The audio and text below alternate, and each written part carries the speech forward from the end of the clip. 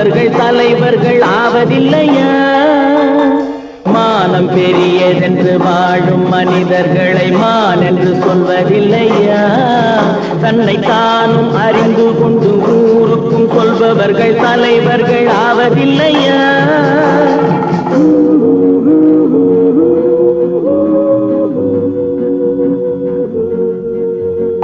உன்னை அறிந்தால் நீ உன்னை அறிந்தால் உலகத்தில் போராடலாம்.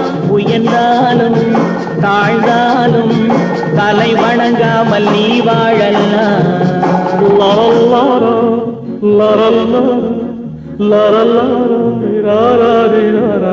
மா